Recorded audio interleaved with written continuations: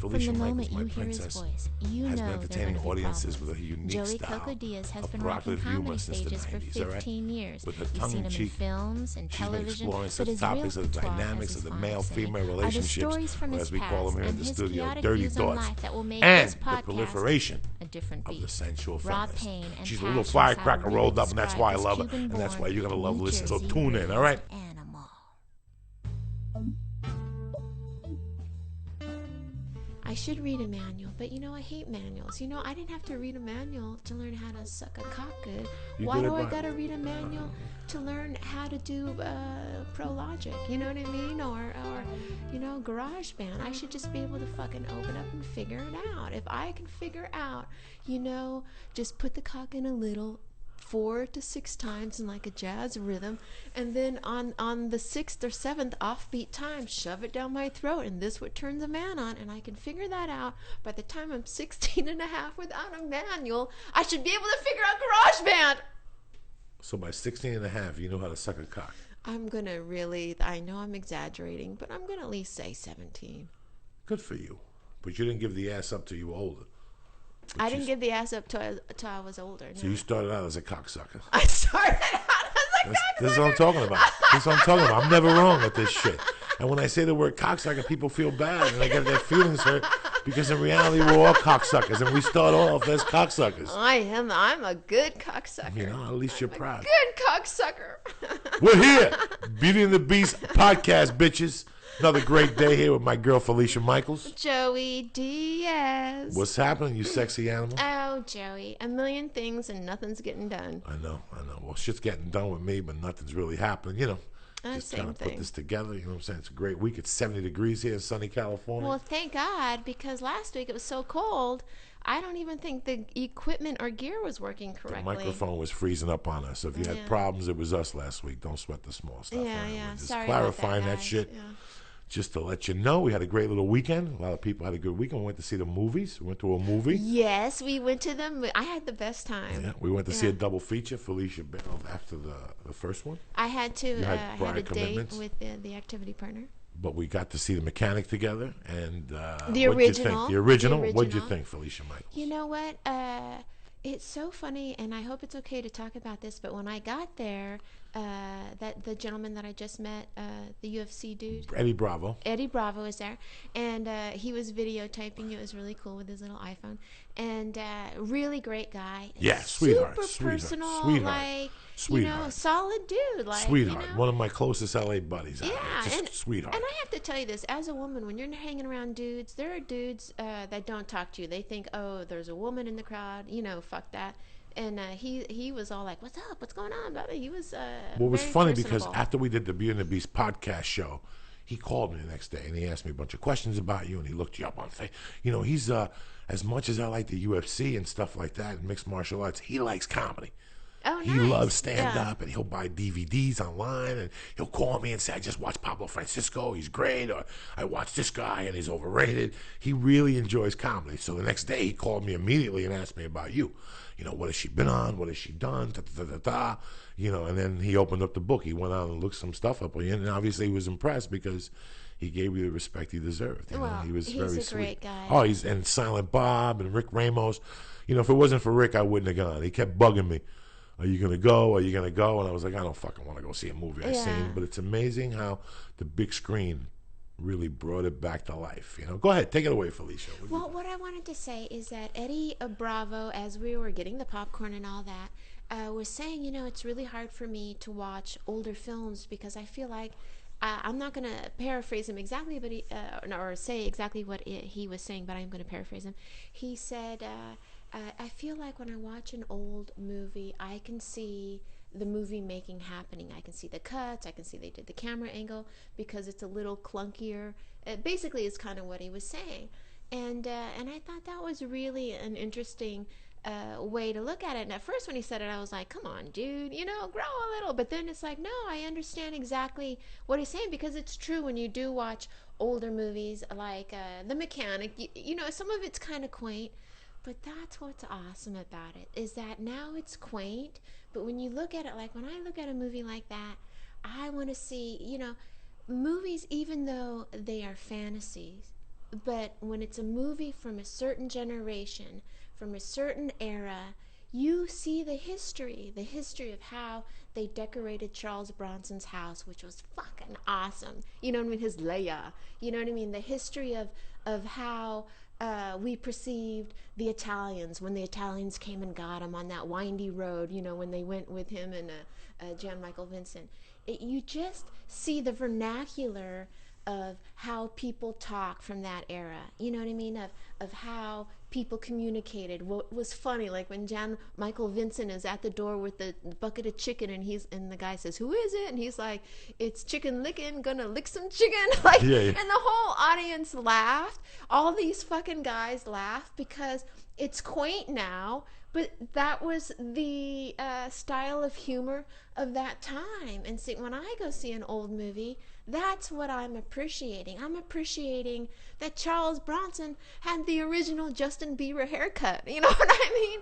I'm appreciating that, you know, he fucking had that craggy face, but he was a sexy motherfucker. Sexy mother. And You can't had figure a it out. fucking trim little sassy sexy body, you know. And then the scene with Jill Ireland, one scene. And by the way, if you're in a movie, put your bitch in the movie, right? You don't have to make her the fucking star of the movie.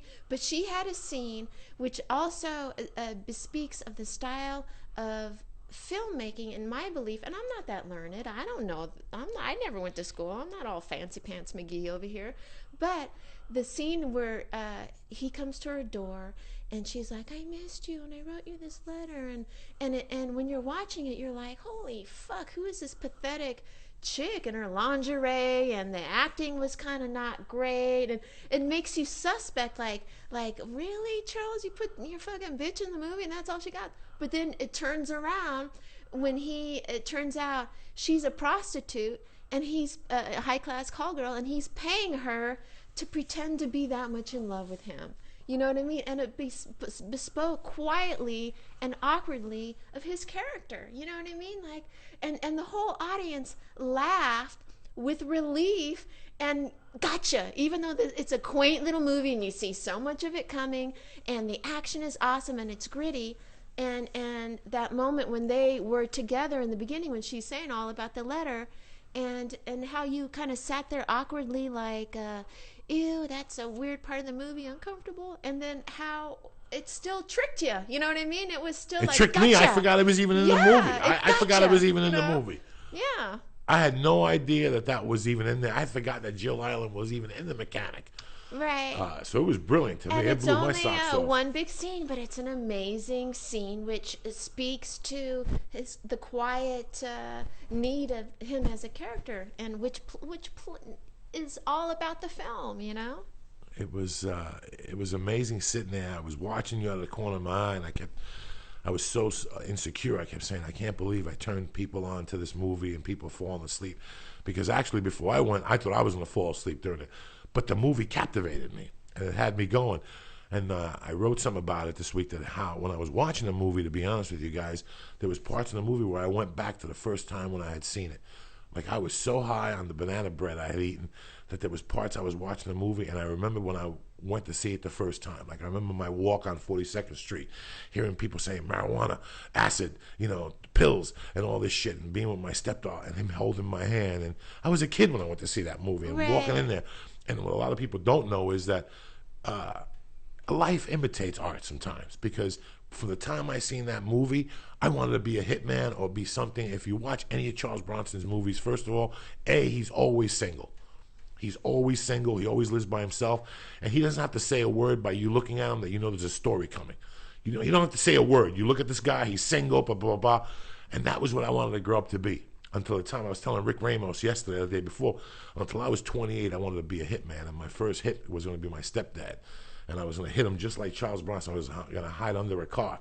And when he walked into his building in 1984, I was going to shoot him. Right. That was the plan. That was going to be my first hit. This is a later plan, not a childish plan. No, this was a plan. Like, as I got older, I wanted to become a hitman, and my first subject was going to be my stepdad. And even when I went to Colorado the first time in '83, that was part of the reason why I went to Colorado, because I said maybe in Colorado I'll bump into somebody who could teach me how to be a hitman, or teach me what it is I have to do to get people to pay me to shoot certain people.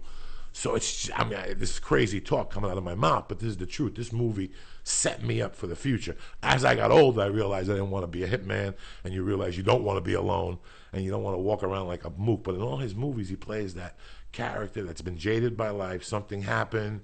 He's alone. He doesn't want to. He always deals with a hooker. You left for the second movie. I had to and leave. Hard Times. And Hard Times was, I was going to leave with you guys. And as I was walking out the door, I heard a guy say, "Don't leave. The second movie's coming." And I turned around, and it was Bruce Glover. Bruce Glover is a great actor who was in Hard Times, and he was also in Diamonds Are Forever, and just every TV show. Adam 12 as a motorcycle gang. Any shows from the 70s you'll see. And his son is Crispin Glover, who was at Close Range and all this. And here's this old guy, 80 years old, and I'm looking at this guy, and I'm thinking to myself, I should leave. I want to really get high, and I want to smoke a cigarette, and I want to go do comedy. And I go, you know what? Because I didn't tell you the other side of that. I looked at him, and I go, how would I feel? This was my night. This is his little movie. Out of all the people in this movie, they're all dead, but he's still here. So in the back of my mind, I said, this is his night. And then when I was sitting there watching this movie theater, I seen him, and he was probably like my age, how I am now. And in those days, in those years, older guys got great roles. You know, it wasn't a young business. Right. It was older guys, and that's all those guys were 50, but they looked 40.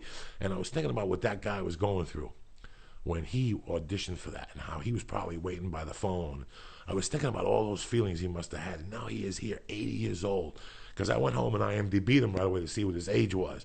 And you know, I always overlook acting. I started this game as a stand-up, and I never really got love from stand-up, so acting became my second, and I've always loved acting.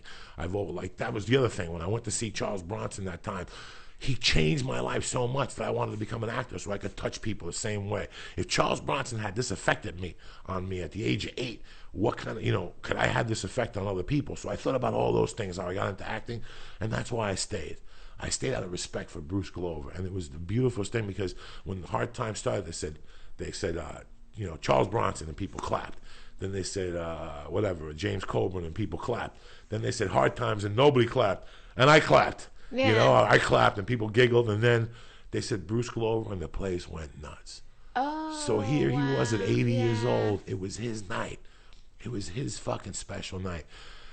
And I went up to him and I asked him a few questions, and afterward about acting and his son, and does he still teach acting? And he goes, are you in the game still? So he knew who I was. I don't know how. We just started talking. Right. He goes, are you still out there? And I go, yeah. And he goes, hang in there. And it became the best night ever. It became, and I wrote it in the blog that it was a $7 night of entertainment that became something more than that. I realized that these little roles in movies that I had that I overlooked, that I go, that's shit. Someday somebody's going to be watching those and saying, wow, he had a part in that. And it made me be proud of what I do sometimes. Sometimes I get a little insecure about acting because I'm really like a failure in stand-up. But those things, my life has been documented. Right. And I never really played into that. I'm like, oh, it's a movie. When people call me now for a movie, I'm like, what is it? 2 days, oh, fuck it. You know how many people would kill to be in that fucking movie that I've just shot and got one line on? Many people would kill, and here I overlook it. So it gave me that pleasure back again. It gave me the pleasure of being an actor again. It just really did something to me. So thank you for coming that night. I was blown the fuck away. By the way, sitting in an auditorium with, there was probably I would say 7% women in that auditorium. But sitting in the auditorium with men from all ages, from all creative, you can tell it's part of the audience was creative, film lovers, diehard fans, and to be watching a movie with everyone in the audience there because they want to fucking be there, not because they got drugged there or they lost their bid out on going to whatever movie comes out this week, is a really great way to see a movie. Like when the car goes off the cliff. How many times have we seen a car go off a fucking cliff? But how many times have you been in an audience where when a car goes off a cliff, the whole audience is like, went bananas. Yeah! And the more the car hit the rocks and smashed the guy, the more the people went nuts. And it's so weird because I don't like talking about this, but there's a comedian, Brian Posehn. Right. And he's funny in a way, and sometimes I watch him, he's so goofy, and he sells out these auditoriums. And I asked somebody once, I go, Brian Posehn is funny, he's not really all that my cup of tea, he makes me giggle because he's so silly. And somebody said, Brian Posehn is the voice of nerds. He is Right. the poster child for kids who like computers, smoke pot, and listen to heavy metal, and they're in their heads. He likes thrash metal. I mean, you could talk to Brian Posehn about any type of heavy metal, and his eyes light up, and you could see he was one of these guys as a kid that wasn't part of the popular crew, but he's their voice. And when I sat there the other night, I was watching Charles Bronson, and as you looked at the demographic, there was no muscle heads there. There was no big guys with bald heads and goatee, because I can't. I'm gonna choke Charles up. Bronson. Charles Bronson represents the guy that something bad has happened to that didn't deserve it happening, and he doesn't know how to fight back. Everybody in there has a little bit of vigilante in them. Charles Bronson people are not other type of people, and they come in. Did you see them? They came in all sizes. Right. Everybody in that room could shoot you. And that's their little dream inside. They could shoot you. They just want to stomp the guy who Look, fucks you're with making them. me tear up, Oh, Joey. it's Charles Bronson is the voice for the underdog. Again, he's back to be. This guy should be the poster child for Beauty and the Beast. Anything that anybody is like, when you watch Death Wish and you watch him, his wife gets shot and they rape her. When you watch the raping scene, you're cheering for him. You just fucking cheer for him. He goes to Arizona. The guy teaches him how to shoot, and he comes back. But all his movies, whether Death Hunt, where he's sticking up for the dog, The Mechanic, where he's a hitman, because you even sympathize with him in The Mechanic, because he's going through his own demons. He goes to the hospital and he's sick, and he realizes. But think about it: all those people that cheered every time that truck hit, they all represented people who, at one time, something bad had happened to them, and they wanted to lash out. But they didn't. They were that intelligent. If you've seen the people there, like I said, there was no postal workers there. There was no people there with army suits on, because it represents a different person. It represents somebody who wants to stick up for themselves and doesn't give a fuck. He will stick up for himself until he annihilates you. There's no shooting you in the leg. There's no shooting you in the head and you're in a wheelchair. He annihilates you. And it was proven every time that fucking car hit a rock, people were just going nuts. So, Charles Bronson's not about violence or nothing like that. Charles Bronson's about sticking up for the fucking underdog. And that's what we are. We're underdogs, plain and simple. Here at Beauty and the Beast, you're going to get an opinion and an outlook like no other. Mr. Majestic is a movie about Colorado where he's a fucking farmer. He shoots people because they fuck up his watermelons. He shoots motherfuckers. Hey, a watermelon farmer can be an underdog too. He's stuck up for every little guy. The only guy he's never stuck up for is a cat. He's stuck up for the dog in Death Hunt. He's stuck up for New York City in Death Wish. I mean, when he hit the scene with Death Wish in '72 and shit, people were fucking going crazy. Everybody wanted to become a vigilante because they seen the power. The power of being able to go, you want my money, really? Fuck you! Bam! I watched Real Talk with William Shatner a couple weeks ago when he had Bernard Goetz on there. And the whole time Bernard Goetz is telling the story, you're cheering for him. Even though he's a crazy fucking Jew, he was one of the... the guy that killed those guys in the subway. Like, listen to this motherfucker, what he's saying. He's like, I knew they were coming at me and I just fucking shot him. Yeah, the reason why... You understand me? But there's 30% of every American, 30% of a human being that goes, I've been there. I've been a nerd-looking thing. When I get up on the subway and 4 kids come attack me, whether they're black, Puerto Rican, white, Irish, German, 4 kids are there. And he goes, oh, you want my chains? Bam! And he just started shooting people. But I remember the impact I did in New York. And even though there was a lot of negative things, there was a lot of positive, because the little guy's finally lashing out. Not with saying words or suing you, but he went and got a fucking gun. Yeah, but and I know it's wrong, but the underdog. This is you have to take care of shit like that like a woman. Spill a glass of wine on someone. Don't shoot someone. Wait till you're at a party and everyone's there, and red wine on a fucking pastel-colored dress. That's all you gotta fucking do. You men and your guns. Charles Bronson was just a voice for a certain type of individual that said, you know what? If I had a gun, I would shoot that motherfucker. Well, that is the mark of... throw him off a cliff and light him on fire and step on him. But that's the mark of a movie star. Argus Hamilton, who is this old school comic, we both know him from the Comedy Store, the original douchebag. But I love Argus Hamilton. I'm sorry. I've always had a positive experience with Argus Hamilton in a really squirrely and creepy way. But Argus Hamilton used to have a joke, and I can't say exactly how it went, but it was about Tom Cruise. You ever notice that Tom Cruise is, every character he's the best at it. He's the best vampire. He's the best race car driver. He's the best, flight guy. Pool player. He's the best pool player. And that's the mark of a movie star. Whether you love Tom Cruise or hate Tom Cruise. And Charles Bronson had that because he was the best guy that would stick up for the underdog. That was his thing. He stuck up for the underdog in every fucking movie, and it was believable. And that's the mark of a movie star. Except in How the West Was Won. And we discussed this, when he gets off the train, it's whatever Angelini movie, and he gets off the train, he asks the guy, "Did you bring a horse for me?" Guy thinks about it. "Nah, we're a horse too short." Charles Bronson looks at me and goes, "Nah, you brought too many, motherfucker." And just start shooting people. Yeah. Real quick, I want to give a shout out to our sponsors. Skin Industries, a leader in athletic apparel. Yes. Our shirt will be out soon, and I will have soon, some for sale. Beauty and the Beast t-shirts in Las Vegas. So if you're coming for the February 4th show at the Mandalay Bay, I will have some there. Go to skimindustries.com and take a look at what they got for sale there. And yeah, because they really have cool, fun stuff. They do, really do. And they've been super generous to us, and we're very excited about the shirt and for them being one of our new sponsors. And AdamandEve.com always for you horny motherfuckers out there. I wonder what Charles Bronson would have ordered off Adam. Nothing. He's not that type of motherfucker. Oh, Don't even insult me. Really? Don't even get me going, please. Really? Charles Bronson ain't no pervert. He's a You shooter. think he could do it all with his gun? His gun, fingers, and mouth. Fuck yeah. Go to AdamandEve.com. They got fingers for sale too. 2 of them, 3 of them, whatever you need. Go on the box and press in Felicia, Felicia,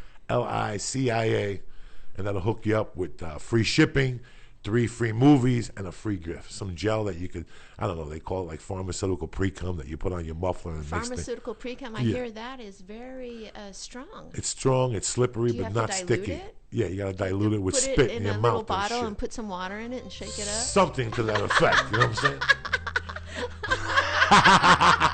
You nasty bitch. Like I was telling you outside today, I received some really bad news, and it's really weird. The last couple of weeks, Mrs. DiLorenzo finally went on Saturday. Took that Irish bitch 4 days to tap out. They said she was going to die on Wednesday. That bitch made it till Saturday. That's a true Irish woman from Hoboken, New Jersey. I give her my R.I.P. It's funny because a lot of people, and I never knew that you overlooked this. We talk about a lot of shit on here, and I never knew you overlooked this. And people have asked me in emails, so I'll tell you the story now. People always say, "How the fuck did you end up in Colorado?" Yeah, I was always curious about that. The other day I was in yoga, and I told some girl about it. She was talking about this, and then I go, "What are you talking about?" "I'm from the Naropa Institute." And 3 people turned around. The what institute? Naropa Institute in Boulder is like huge. It's like this Hindu yoga type place where they they have. My friend owned the kitchen there. And I used to go there to visit him. He's a great guy, Lenny. He probably still owns it. And I lived in Boulder, and the Rope Institute's this place. It's like a college for fucking rich kids that want to be, with sandals and eat fucking hummus, whatever that shit is. And and they're all intellectuals and everybody knows about reincarnation. But it's very interesting. When I lived in Boulder, I was a New York City kid, but it was very interesting to me. But anyway, that's not the situation. I had people always say to me, "How the fuck?" And this lady came up to me after yoga and she goes, "Joey, I'm looking at you and you and Colorado just don't mix." And part of me left there because I had warrants. And I didn't really have warrants. I didn't really have any warrants. I just left there because life was looking for me. Oh, in Colorado or Jersey? The reason why I left Jersey in '83 was because I knew life was looking for me. Eventually, I was going to have to answer to somebody. They're going to shoot me, and I knew that my life wasn't going to go nowhere. Because there. realistically, it was going to be the police. It was or something. The mob something. giving you a spanking because something. you had spoke about how you guys were pretty much on a roll of petty crime. Right. So people were pissed off, and one day when I was a sophomore, I got into this fight with this kid Ron Burkle over the Easter vacation. They were part of this gang called the Little Boys, and I got into a pushing match with them, and they threw each other, and people broke it up. So I didn't really talk to the Little Boys after that, but it didn't really matter to me. And we got older, and things were forgotten, and I knew that Ron Burkle had 3 older brothers. And 2 of the older brothers were football legends in my town, and they were crazy and this and this. And one night I'm in a bar, and I'm talking to the guy next to me. His name is Jimmy Burke. And we start talking, and he's kind of like got a moose on. He's depressed. And I go, "What happened?" He's telling me he got thrown out of the military academy in Colorado Springs, the Naval Academy. The Air Force The Air Force Academy. He got accepted there. That's how smart the kid was. Wow, you got to be pretty dang. And he gave somebody a beating, and they threw him out. And he was ashamed to come back to Jersey, so he had moved to Aspen with his brother and another friend of ours. And this is a time in my life where I was looking for an answer. I didn't know what I wanted. I was making money on the street, but I knew this was going to end. Planning the assassination of your stepfather. Yeah, planning the assassination So of my stepfather and many others. You were pretty fucked up at that time. And he's telling me about Colorado. And I said to him, you know, if I go out there, can I get a job? And he goes, bro, worst case scenario, you shovel snow. They pay $15 an hour. And I'm in New Jersey making 10. I'm like, really, 15? And you could ski? And he's telling me this whole lifestyle. And I said, okay. And I go, what do you need from me as a commitment? He goes, well, we're going to leave in about a month, and I need to buy a car. And I said, no problem, I'll buy a car, you know. So he said he had a car in mind. It was like $600 or something. And it was some big boat, and I gave him the money, and we signed the paperwork, and it was my car. And he came to me, and he goes, listen, we're going to leave this Sunday. And I go, listen, I can't leave this Sunday. So right away he thought I was bullshitting. He goes, I can't leave. I'm working these people to get a big chunk of money together. So when I go to Colorado, it gives me some time to stretch out. I don't have to go right to work, you know. And he goes, well, I'll leave without you and all this. I said, go ahead, bro, just leave and I'll get a flight. I went to a travel agent. They wanted $300 for a flight then. I don't even know what it was. So he left. And I was like, fuck it. Now that buys me an extra month of stealing before I go out there. And then I see him 3 nights later. And I go, I thought you left. And he goes, the car broke down in Pittsburgh. I had to tow it back. I'm broke. And right there I knew that's my sign. Like I was always on the fence about it. But right there, I fucking knew it. Right. I gotta go. I can't say no now. Something wants me out of here. So April 25th, 1983, we packed the car up. We had an Olympic weightlifting bar going from the dashboard straight to the back. Yeah. So we couldn't even sleep. We were playing limbo in the fucking car, like Right. to sleep and shit. We had 2 speakers in the back. We had all our weightlifting stuff and clothes in the back, and we had 1 8-track from New Jersey all the way to Aspen, Colorado. It was Led Zeppelin, Physical Graffiti. You know what that's like? 70, 80 hours straight, Led Zeppelin, Physical Graffiti. Well, if you still love Led Zeppelin Physical Graffiti afterwards. I still do. Yeah, I had it on go. 2 nights ago. So it was funny because we had like a joint and a half. But, you know, we moved into this house, and what I paid for the car was a deposit. And he told his brother, and then him and I had to move out of Basalt, and we moved to a Snowmass village together. It's so weird. That's when I started a crime spree that was unbelievable. And I hid it from him. I hid it from him for like the first month because he's from a different type of North Bergen. You know, I was still crazy. And I hid it from him the first month. And then one day I finally told him, I said, dog, all these fucking apartments are drug dealers. He goes, I'll make you a device. Because he was an engineer. He knew all about this. He goes, if all the doors are like ours, I can make you a device to pop the doors open. Just give me a taste. So he made this fucking device for me to pop these doors open. And here I am stealing in the daytime. I remember the first time I had to ask him, like, Jim, I'm robbing this apartment, but you know it was a condo building, and they had furniture in it, like for to show people. Right. And I stole all the furniture because we had no furniture. Spoke about that. We spoke about that. We took all the him. But on the way down the hill, we're carrying furniture with a wheelbarrow. It's snowing. You know, it's a sloop. And I'll never forget. He sees this. I took him on his first heist. He sees this trunk full of tools, and he goes, I need the tools for my job. So let's go over and pop it. And he puts the wrench in, and he's trying to pop the lock, and all of a sudden he pops it, but he goes backwards and he lands on the glass.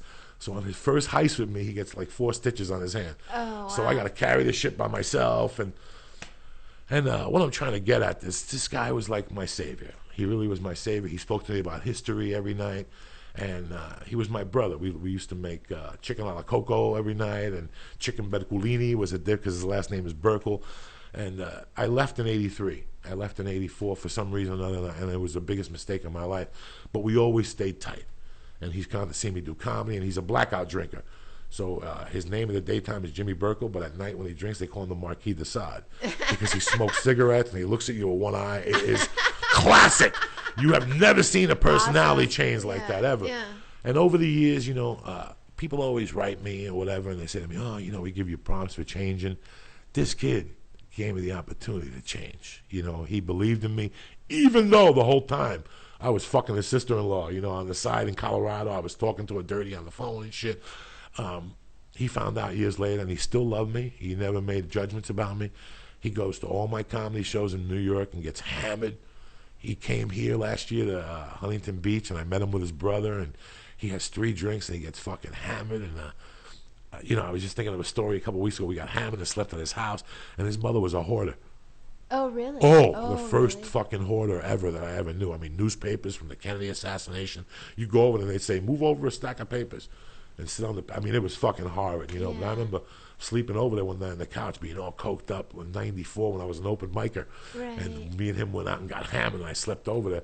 And I remember that the couch, I was broke. I didn't have any money in the morning.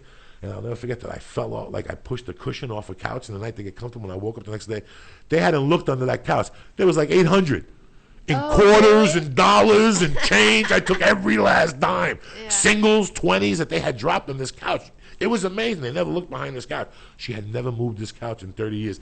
They had moved out of the house. They were living down the shore at this time. They just had the house up there until they said somebody had to come in with a company years later and fucking just knock it down. It was just disgusting.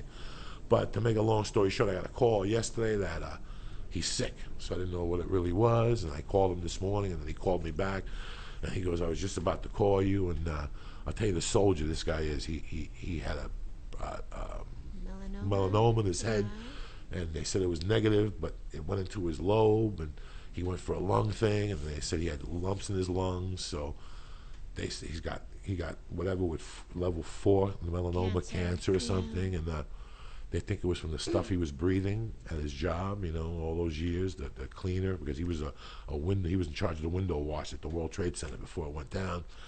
But it's really sad because he knew in September. He didn't tell his family till after Thanksgiving because he didn't really want to ruin the holidays. He said his wife found out because she kept hearing all the doctor calls. Right. But then he didn't want to tell his brothers or anybody. And he told me this morning just to keep it under the hat. And here I am talking about it on the podcast. But it's just amazing that the people around me now are starting to drop. And on the drive over here, I was really emotional about it. On Koufax, I started crying in the car because this means I have to work harder now. Because his friendship, like I always tell you, all these people that, you have friends in your life. Oh my God, I have 9,000 Facebook friends. We have friends in our life, and then we have acquaintances. Then we have people in our lives that do things for us, and they're good people, but they do them with a motive. You follow me? And then you have people in your life that do shit for you, and nobody ever knows. Yeah. This was one of those guys, but God blessed me with 4 or 5 of those people that have never put anything in my face. They did what they did because they respected me and they loved me for who I was. And every time I write a joke or go on stage, I go up on stage with them in mind because I don't want anything that they put into me to ever go bad. Right. Like, and we've discussed this already. Yeah. But this is one of the guys, and on the right over here as I was parking, it really dawned on me that I have to be a better person now for him. He thinks, he was so positive this morning, but at the same time, he was optimistic and real. He told me the percentages. He goes, 5%, the other 5 live 6 months, 84% die within a year. He knows. Right. So I got to do things differently in my life now. I got to do something big before he pops so he dies, or at least a little. He's got a great family. He's got great brothers. He's got a great mom. He's got, it's just amazing, how lucky he is. But this is an unlucky situation, but I know this guy. He's a fucking soldier, and I know that there's a silver lining in all this. That's why I'm really not. That's why I'm really not as upset as I usually. I was upset when I was talking to him, and I was upset on the drive over here. But then I made a term with myself that this means I have to work harder for him because all the love he gave me, and all the effort he put into me, and especially the belief. Now I have to do something very nice for him. So my prayers are with him and his family, and he's a tough motherfucker, Yeah. Like I said, I seen a waitress. What? At what's that guy wasting away at Margaritaville? Jimmy Buffett. Jimmy Buffett had a bar in Aspen called whatever. We used to hang out in there a lot. And one night we're in there. We knew the people. I'm a kid. I'm 19. We're right on Aspen, and we're drinking. All these celebrities in there, Sidney Poitier and all this. And Jimmy's drunk, and some chick mistaked him with somebody, and it was just class. It could only happen to Jimmy. Your friend, not Jimmy Buffett. My friend. It can only happen to Jimmy. And Jimmy Buffett's at the bar, and they're wasting away. It was, I forget, and the bar was huge. The Paragon. It was huge, like 6 bars, and this thing. It was huge. And we're in the thing, and it's like, 1:30, and Jimmy's blasted. And from the side, Jimmy must have looked like somebody to this girl. And the girl came up to him, knocked the glass out of his hand, and smacked him.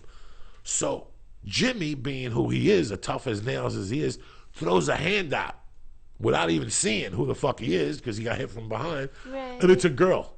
He doesn't know. Poor Jimmy. He felt bad about that for years. But it was very funny while it happened because he hit the girl flat on the forehead. I seen the whole thing, and it was an accident. And she held onto a pole, like to hold on to support herself. Right. But she started spinning around the pole as she went down. I know one of the people that had worked on Taxi Cab Confessions, and I was like, oh my God, I can't believe it, because that's the one show that gave me the heebie-jeebies and that I could never watch. And the reason that is, and I'm going to confess this, is when I had my comedy career before, and this would have to be about 15 years ago, I got a call to do the Montel Williams show, and they were looking for funny chicks to come talk about the man-woman relationship. And my act at that time, and still a little bit at this time, was all about the dynamics between the male-female relationship, right? So I go to New York, and they're like, yeah, we're just going to talk about just differences between men and women. And I'm like, all right, fine, cool. I get on set. I'm on set. Cameras are on. Montel comes out. Montel says, we're going to discuss men who refuse to date within their same race. And I was like, you're on camera. The audience is there. And I was like, what? I was told this was just going to be, a cute little show about the differences between men and women. Now you're going to bring race into it? And now, and as the white couple, we're the last to go, right? They have the Asian couple. The guy gets up and says, I don't date Asian women, says the most derogatory things. The Asian woman is like, mortified, because I'm thinking these bitches must be tricked on this thing like I'm tricked on this thing. The black man says terrible things about the black women. She's mortified, but she's gonna ride it out. If she's going down, she's taking everybody down, right? And it so on. And it gets to me, and the white guy is like, I just can't take dating white women because, then they want you to have a job. And he's like the most horrific things. And I was so fucking mortified. The only thing that and believe me, you guys know, I can get up on my high horse and I am very chatty. The only thing I can think to say is, well, duh. And I was completely mortified. And I was like, oh my God, every comedian in the business does nothing but get up and watch these fucking shows in the condo. Like, I was and that was the highlight of it. It just went downhill from there. And I was so pissed that they had done that to me. So now, I guess the real reason, and I confess it, is I hate shows where people get tricked, and that's what I feel about Taxi Cab Confessions. If you really want to know the truth, why I hate that show. But they don't get tricked. They do get tricked. How do they get tricked? By talking? They get tricked by being in the back of the cab and by going about their normal drunken Vegas business and bullshit. What stays in Vegas is supposed to fucking stay in Vegas. Let me explain something to you. This is why rule number one is keep your fucking mouth shut. I've never been around somebody. I don't like when people have a phone call. You ever see when people take a phone call and they talk in front of people and they think it's cute in a cab or a car? Don't do that. You get in a fucking car, you shut your fucking mouth. I get in a cab, you know how people get in a cab and talk loosely while the cab driver's making believe he's what are you talking about? Why are you talking to me about drugs in front of this fucking guy? So if they got in a cab and talked, they deserve what the fuck they get. I'm looking at it from a different perspective. You've never talked about a snarky situation in a cab that you really didn't necessarily want the world to hear about it. No, I don't. Really? I just met this fucking guy. Really? I just met this fucking guy. Well, here's my experience. What do you do? I do this. Why are you leaving? I'm going to American Airlines. 4 o'clock. Avoid the 405. That's what we talk about. I don't know. Let me tell you then, what do you think about this? What about, do you know Vic Henley? Yeah. Okay, Vic Henley lives in New York City. Greatest guy on the planet. Right, unbelievable. I love myself some Vic Henley. So Vic Henley had this apartment on the Upper East Side in New York City, and he shared it with a stewardess. And so a lot of times the apartment would be empty, but from what my understanding is, a lot of times lots of stewardesses would crash there. And so during one of these times, he had met some stewardesses, and then he had met this guy that he went on a boat to Australia with. The Australian comes over, good-looking bloke, you know what I mean? He was pretty on the eyes, but, it was like, fucking a guy from the 50s. He was one of that guy, mindset-wise, which is all right, But we all go out to dinner, and then I get a little drunk, but I'm still, organized with it. You've seen me have drinks. It doesn't get that sloppy unless you're trying to kick me off the stage by giving me the light too much. It's manageable, right? So then I said, Vic, because I was staying at Vic's house, I got to go home. And he's like, well, this guy will take you back. I can't even remember the guy's name. We get in the cab. He tries to, rape me in the cab. Who? The guy, the From Australia, right? Yes, me and him in the cab, but he tries. The cab driver doesn't say shit, and I'm all like, "Get this motherfucker off me!" You know what I mean? We pull up because he wanted to be dropped at his hotel first, thinking I'd probably go to his hotel. We pull up to his hotel, and he's like, "Come on!" He's trying to drag me out of the cab. I'm like, "Get the fuck away from me!" And then he gets out, and I turn to the cab driver. I'm like, "Why didn't you do anything?" And he's like, "It's not my place. I don't know what's going on." Are you fucking kidding me? Rule number one, you gotta mind your fucking business. That's rule number one of the church of what's happening now. A cab driver in New York, you got the wrong place if you're looking to be saved. Right about the time that we did that thing with the girl standing, that we were grabbing a tit and you flipped out about, when we were like in the 6th or 7th grade. Yes. We didn't go uptown a lot. We would go uptown like once a month. It was like a highlight when you were a kid, going from 30th to 70th Street. And one day, at that same period, I wasn't tripping yet. I was just smoking pot and drinking. We seen a guy sleeping on the street one night. Me and like 2 other guys. Seen some guy laying on the street. We walked past him again. The guy's passed out, drunk, whatever. And we tried to roll him. You know, we were young kids. We tried to go in his pocket, you know. At that time, we were like in the 7th grade, 8th grade. Joey. We each had like $2 in our pockets. That's when your mom gave you like a 5 or a 10. And we're like, what? It was like 11 o'clock at night. We're like, what do we do with this fucking guy? So we started going through his pockets, and people would pull up. And like, there was a light right there. And I'll never forget that. We're going through the guy's pockets and shit. And people were at the light, and they just kept going. And they would drive slow and just look at us like, what the fuck are you kids doing? It was like 6 kids. Yeah. And I remember like dragging him. Jesus Christ. Like, you pick up a leg, I'll pick up a leg, and we drag him. It was by the high school. We seen him sleeping in front of the high school. But I never forget how 20 people drove by, and nobody said a fucking thing. And I remember at that young age that if you appear like you're doing something on the street, like for years, whenever I had to pee, I'd pull over and just get on a payphone. I wouldn't use a bathroom. I'd just pick a payphone out and take my dick So out. what were you guys pretending to do as you're dragging a lifeless body across the Like, street? helping him How out. do you mask that? How Like, do you mask that? I want to know it right was now. on Kennedy Boulevard, and it had to be maybe, 10, 11 o'clock at night, 11:30. And we just started, we walked like maybe 30 yards because we couldn't rob him. Like, he was on his stomach. Every Right. time we tried to get his wallet, and then he'd go back. Like, So there's like each of you on an appendage, like like some- an arm. There was like 3 of us, and we carried him for a little So while. what did you pretend you were doing if it wasn't Like helping him. Like, people were just driving, like looking to see what we were doing. Like, we would just drag him a little more. Terrible. That's terrible. But it's amazing that people don't give a fuck sometimes. Some people don't. do, and so it depends where you are. Right. Another night we were rolling the janitor. The janitor, when I used to steal his sleeping pills and give them out to my friends when I gave the epileptic pills out. One night, my friend. In fact, I spoke to this guy last night, Larry the Hat McNeil. They call him the Hat because he always had a hat on when he was a kid. He was a steel worker. And one night he kept saying, "Coco, where's the fucking sleeping pills?" He goes, "Fuck it, let's just go get them." So he left his jacket on, and we got him by Grasshopper Haircut. And we like tackled him and tried to take his pills. And I remember again, people driving by and nobody gave a fuck. And going, this is amazing that you could do this shit in broad Right. daylight. But 20 years later, I'm in Boulder, Colorado. And John drops my daughter off. And that's the time he called me a spick to my daughter. And I asked him, and I smacked him one time. And people were yelling in Boulder, "I'll call the police," Right. So trust me, it's differences. Yeah, but it's so funny that New York does have. Well, now New York is Yuppieville. Now you got a bunch of fucking kids walking around New York that were raised right, and they would Yeah. blow the fucking whistle, shit Yeah. like that. And even though now you got the Arab cab drivers and shit like that, but people that are from the city, they know, mind your fucking business, man. Right. That's right. rule number one, mind your fucking Well, when business. I was in New York too, I know that New York just had this crazy snowstorm, but the last crazy snowstorm is when I lived in New York.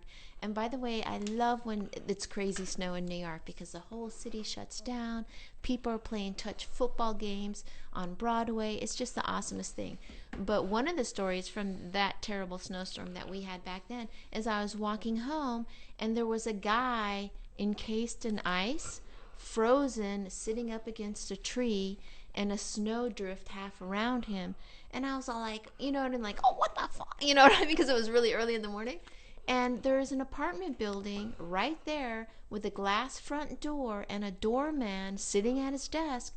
And I knock on the thing, And he's like, yes, on the intercom. And I'm like, there's a frozen guy on the curb. Call 911. And he was like, oh, yeah, I saw that. Fuck it, you know. Fuck 'em. Like, you know, like, are you serious? Where's dude? your humanity? But you were not there to see what else goes on. Right. You're just a walking by bystander trying to be fucking Johnny Do-Good. You don't know what this guy's done if he's terrorized the people. That's where he fucking wants to be. Mental illness. We've discussed this before. How many people walk the streets and they can't go into a house? Louise, He's help fucking a mentally ill dude out. Let you know what's going to be better for him: a mental illness with no fingers and toes because he's frostbitten. You know. But one night we're in this fucking bar and it just snowed 90 inches in New York. It's got to be winter of '83, and I'm into gambling. Me and my buddies were young kids. We're into gambling, you know, the Knicks, everything. We bet everything, and because you got paid on Thursday, and that's how we got started. That's how my petty crime career started, because you got to pay the bookmaker. You got to pay on Thursday. You got to pay on Thursday.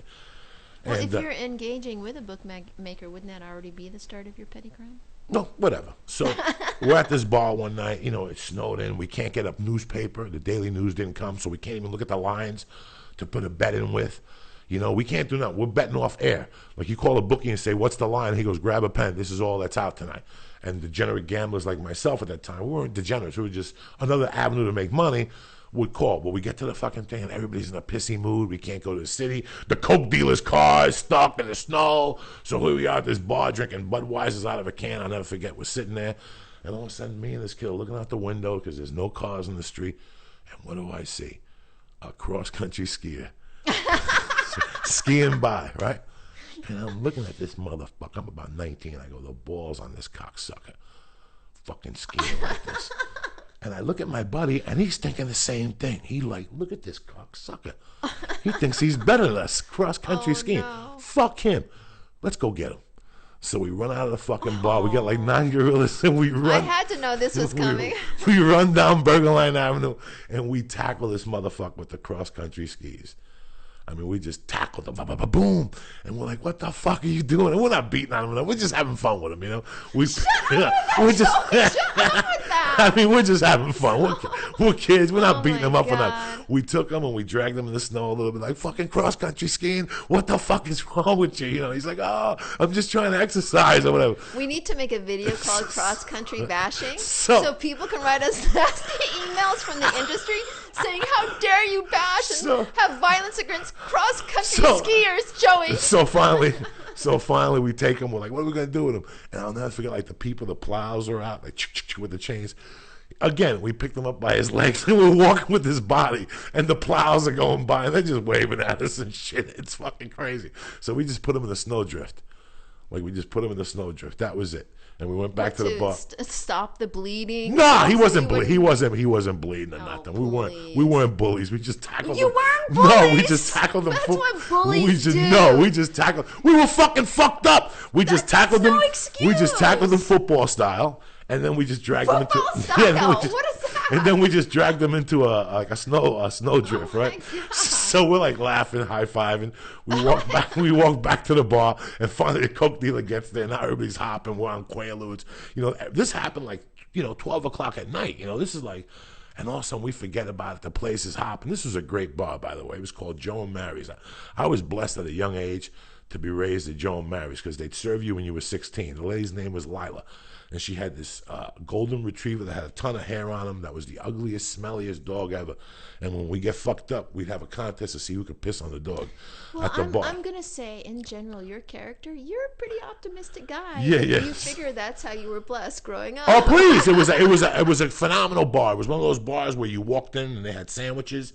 And you had to pick up the little thing, but there's always be a fly in there that lived in the container, and it was next to a chicken delight place, and we get free chicken.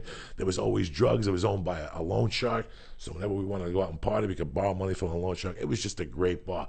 Cops could not even go in there. Oh, really? No. I remember a cop going in there one time, and I forget what the owner's name was, spit at the guy's badge. Go fuck yourself. You know who I'm with, bitch? Get the fuck out of here. And the guy used to loan money out. But he was the deal, and I know the guy.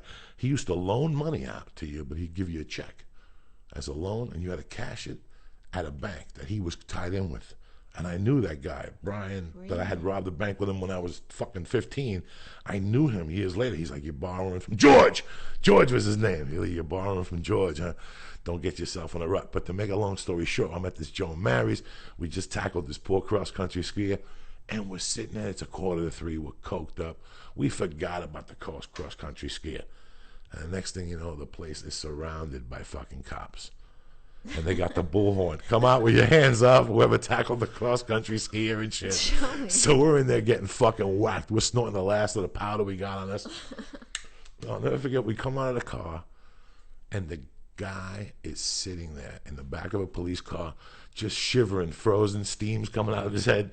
And the cops, like, put us all against the wall, searched us, and he's like, what the fuck did you guys do tonight? You tackle him. We're like, what are you talking about? Well, nothing happened. We were in the bar and like somebody tackled this poor guy. He's gonna ID you guys. He goes, I gotta put this together now. I need this shit. It's 10-degree weather. You cocksuckers. You know, so he goes, now I gotta talk this fucking guy to pressing assault charges on you. Here's a cop talking this poor guy that we tackled out of pressing charges. These were the best cops in the world, by the way. This is Hudson County cops. They don't fuck around. Another time we used to do coke. In that era, we robbed his house one time. I robbed this music mogul's house, and he had this table with glass on it. So we took the glass off the table, and we take it out with us to do lines on. Can you believe this shit? A glass from a table. We would take it in the car, like this. We walk out with a glass. Oh, you stole the glass? We took the glass out of the table. I took the table home, but I kept the glass piece. And I would take it out at night, and we'd do coke. So you would take a big old glass thing. This is how crazy we were. You could just a little like no, we take the big glass piece. We were gorillas. Like a little mom's hand mirror. No. We took the big fucking piece. Take that. So we would take it and put it on the hood of a car, put the coke on the hood of a car, and drink outside and do lines off the hood. And we'd snort coke in a parking lot across the street from Hudson County Park. So North Bergen jurisdiction is in charge of us, but Hudson County Park, anything you do across that street is in charge of Hudson County Park. And this is the same park where the Martians land, what we talked about. So we're sitting there with snorting coke, and some guy comes up to us. He's like, what are you guys doing? And we're like, well, just getting high. You want to drink? And all of a sudden, we're like winking at each other. We're like, let's fuck with this guy. And we're like, listen, we're just young guys. We want to suck your dick, and we want to do all this shit to you. And the guy's like, are you kidding me? Are you guys fucking nuts? You know, I'm a straight guy. We're like, come on, do a line of coke. We want to suck your dick and shit and all this, right? And with that, a cop car passes by, and this guy starts waving them down. Hey, these young guys want to suck my dick. So the cop pulls in. My buddy gets in the car, puts the car in reverse, and the mirror slides off the hood of the car, crashes. So the cops think we shot somebody. So they put their lights on, they go in. I mean, this is how big the glass was. It just went, he's like, and the cops pull up and they're like, what the fuck is this glass doing here? We're like, we don't know. When you came, we rolled over it. So we got out of that one. And he goes, what's going on here? And the guy's like, these young guys want to suck my dick and all this shit. I'll never forget the cop goes, all right, you stay right here. And he walks over to us and he goes, are you motherfuckers crazy? Should I take you across the street and shoot all of you? It's 11:45. I need this shit in my life to do paperwork over some guy because you want to suck his dick. Do me a favor. Take him behind the building. Throw a beating on the guy. Do not do it across the street, okay? And he got in his car and he left. And the guy left. We didn't beat him up or we didn't make him suck our dick or whatever. But the point being, even the cop didn't want to fucking get involved with this shit. This is crazy shit, but even the cop didn't want to get involved in this stuff. Let me ask you a question. Go ahead. If Karma just was a dude, do you think Karma, and especially bad Karma, is sitting around going, fuck, that Joey Diaz is one stubborn motherfucker. No, how many times have we got to teach him? Because it was done without intent. It was what do you done mean when we tackled the football. When we tackled the football player, it wasn't like we tackled them to beat him up and light him on fire or doing all that shit. Joey, if you're it was a joke. It was more of a joke. Joey, listen to me. If you're in a group of guys and you're even if you're drinking and all of you look at everyone's eye meets at the same time and a little sparkle arises, that's fucking intent. That's intent. But you don't understand. What I'm trying to say is it wasn't like I paid my karma for the time I robbed the fag, the drug dealer. I know that. Oh, absolutely. All that karma. Those are things yes. I went in there with bad malice. When a guy comes up to you on the street and we're talking to you and we look at each other, it's a joke. We weren't going to beat this guy up and mug him. He was a street guy. We were just fucking with him. We want to suck your dick. And the guy's like, you're all big guys. Like, you guys don't look like you're fags. And we're like, bro, we want to suck your dick. We were just playing with the guy. There's no bad intent there. It was like when we ripped the fucking payphone out of the wall when we were kids, an emergency phone. They'd I'm be on not the talking about corners. that. I'm talking about the cross-country skier. The cross country, it's not like he got beat up or we punched him or nothing. We tackled him. And we put him on the floor, we giggled, and then we put him in the snow pile. That's it. It wasn't like we beat him up and, So how many of there were you? 3? 4? maybe like 9 of us. So 9 people. It wasn't 9. There was like 6 of us. We were in a Are you bar, shitting me? but we didn't beat him up. Even worse. We threw him, we tackled him, he went down. 6 people, Joey. If 6 dudes tackled me and threw me in the snow, I would die. We wouldn't have tackled you and thrown you in the snow. We would have tackled you and fucked you in the ass. Big fucking difference. Oh my God. I still got it. You know what I'm saying? Let me ask you this, Joey. I mean, you see the emails that we get, and some of them are quite young. And what about if we have listeners that are doing things like this? This is why they're listening, to learn that maybe there's hope for them. A lot of the people that listen to this podcast and the emails we get realize something. They realize there is hope, even at an early age. I knew there was hope. That's why I left New York. That's why I was so upset the other day about Jimmy Burkle when I talked. He got me out of there. Not like, we got to go. I got a life hook sentence sent out to me, and I took it. I live my life by signs sometimes. The fucking car broke down. Right. I was supposed to get the fuck out of there, And it was funny because right after I got out of there was an undercover cop that was hanging out at Joe and Mary's. Oh, you had... and somebody killed him. And somebody killed him. remember And that. we used to take us to his house and do drugs, and there was always cameras and jewelry, and it was so weird that I could have been involved. It's something that you never know where your life could turn. But I want the people at home to know, and the people that send us emails, that the reason why you send the emails is because somewhere in your heart you realize that there was hope. I told Terry when I was a kid, I always looked at the classified ads. Even today, it's just a bad habit I have of looking at classified ads. Because as a kid, that was my hope. I would look at it and say, someday I'm going to be able to be a machinist, and someday I want to learn, During all that 17 to 19 shit too, I don't want you to think I gave up. I was striving at the same time. I would take courses at night in plumbing, and even though I wouldn't go after 3 weeks or whatever, I was really trying. I just didn't know how to start. That's why the confrontation I had with my uncle in '84 was so painful, because I wanted help. I was tapping out. And for a guy like me to come here and say, Felicia, I need help. I'm telling you I need help, and he didn't give me the help I needed. And that gave me the strength. So sometimes you're not going to get the help you want, but you got to figure it out. I'm sick and tired of people depending on other people, and people will help you along the way, but they have to see that you're striving. They have to see that you're striving. If not, why am I going to fucking help you? How many comedians call you and say, hey, I want to do this, this, this, and this, and then you call them Tuesday and say, hey, there's an open mic, and they're not there. I can't write it for you. You have to take the steps. And even though I was doing this crazy shit at the time, I was still trying to take little baby steps, And you'd fall back because old habits die hard, Every time I'd panic in those days, I'd start robbing. When I'd panic, I'd start robbing, I didn't like it. I didn't fucking like it, but it was who I was, you know what I'm saying? Right. When I knocked over the skier, I didn't knock him over to fucking rob him. I knocked him over as a joke. But that's what a lot of people understand, that there's hope at early ages. And I know we get a lot of fucking emails.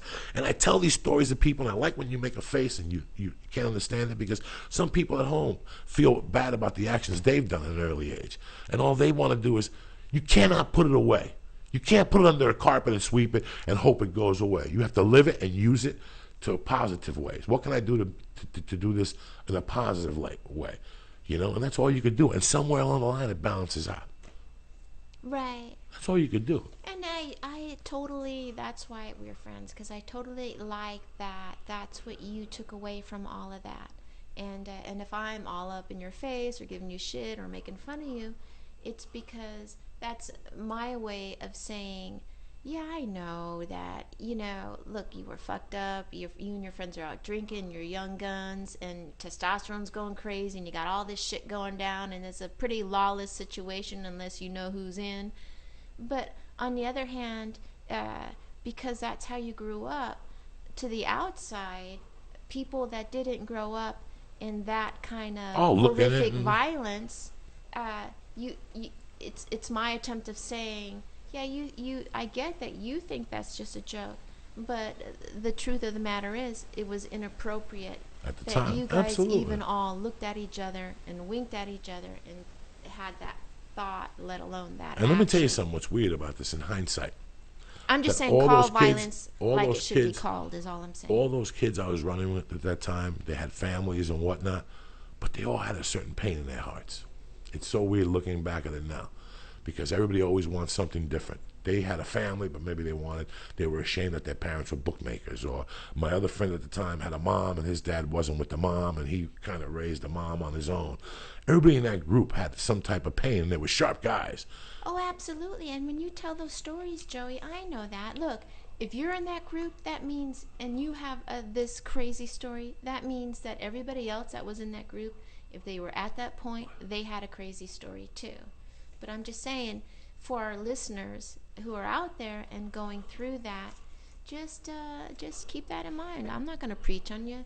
You know, I hope you don't do what you want to do in a moment of you know, shits and giggles. But I'm just saying, you know, call it like it is as well to people that aren't used to being in such a violent situation. What fucking violence are you talking about? Oh my God, you tackled a guy 1,200 pounds into the snow and threw him into a snowbank. And that's all we're going to say about that. That's it. You know what I'm saying? All right. I love you guys. I love If you you have guys any too. emails for us, please.